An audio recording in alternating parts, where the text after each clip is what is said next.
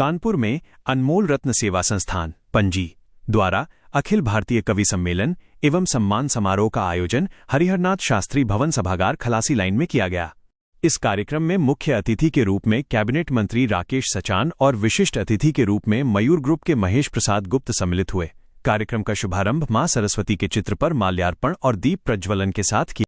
आज आपको बताने में मुझे ये बहुत ही खुशी हो रही है कि वेदांता हॉस्पिटल आर्य नगर कानपुर में एक बहुत ही विशाल कैंप आयोजित किया गया है, जिसमें कि मैं स्त्री रोग विशेषज्ञ एवं लैप्रोस्कोपिक सर्जन हूँ और कैंसर विभाग में डॉक्टर अरुण प्रकाश द्विवेदी जी और बच्चों के लिए डॉक्टर सत्यम गुप्ता, डॉक्टर सहमत वोरा मौजूद रहेंगे। ये कैंप जो है पूर्णतः निःशुल्क होगा। इसमें सभी प्रकार की जांचें जो भी पैथोलॉजी की होंगी उसमें 30% डिस्काउंट है और जो अल्ट्रासाउंड होगा उसमें 50% डिस्काउंट पे आज किया जाएगा।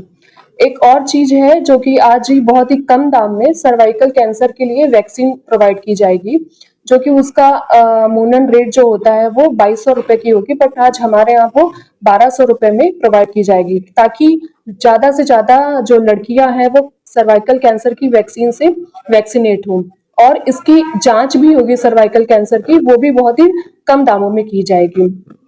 और मैं ये बताना चाहती हूँ कि वेदांता हॉस्पिटल जो कि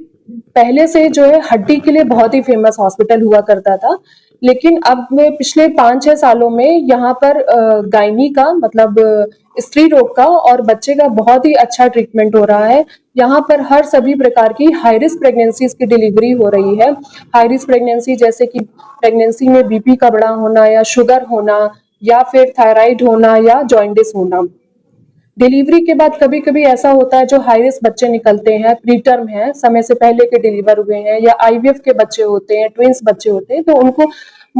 ज्यादातर ऐसा होता है कि एनआईसीयू में रखने की जरूरत पड़ती है। तो अब ये बहुत ही खुशी की बात है कि हमारे यहाँ लेवल 3 एनआईसीयू की व्यवस्था है, तो जिसकी वजह से हमें बच्चे को डिलीवरी के बाद कहीं भेजने की जरूरत नहीं पड़ती है। आप कई बार देखते होंगे कि डिलीवरी कहीं और हुई और फिर बच्चे को कहीं और रेफर करना पड़ जाता है, तो ऐसे केस में ना क्योस हो जाता है पेरेंट्स के लिए भी कि माँ कहीं और है, बच्चा कहीं और है। तो मैं ये भी एक मैसेज देना चाहती हूँ हमारी प्रेग्नेंट लेडीज को कि आप वहीं पर ही डिलीवरी कराएं अगर आपकी हाई रिस्क प्रेगनेंसी है, जहां पर उस चीजों की सारी व्यवस्थाएं हो। तो एक प्रॉपर वेल इक्विपमेंट से बेस्ड एक एनआईसीयू हो और वहां पे आईसीयू की सुविधा हो, प्लस ब्लड बैंक की भी सुविधा होनी चाहिए, क्योंकि हमें नहीं पता होता है कब कौन सी हमारी प्रेग्नेंट लेडी में कब इमरजेंसी आ जाए और कब उसमें पीपीएच हो जाए, क्योंकि ऑब्स्टेटिक एक ऐसा फील्ड है जिसमें हम जानते हैं ना आप जानते हैं कि कब उसमें इमरजेंसी हो जाए और किस पेशेंट को पोस्टमार्टम हेमरेज हो जाए। इसलिए आपको डिलीवरी वहीं करानी चाहिए एक एक्सपर्ट हाथों में, जहां पर सारी सुविधाएं हो और आपका डॉक्टर भी उतना ही एक्सपर्ट हो ऐसे केसेस को डील करने के लिए।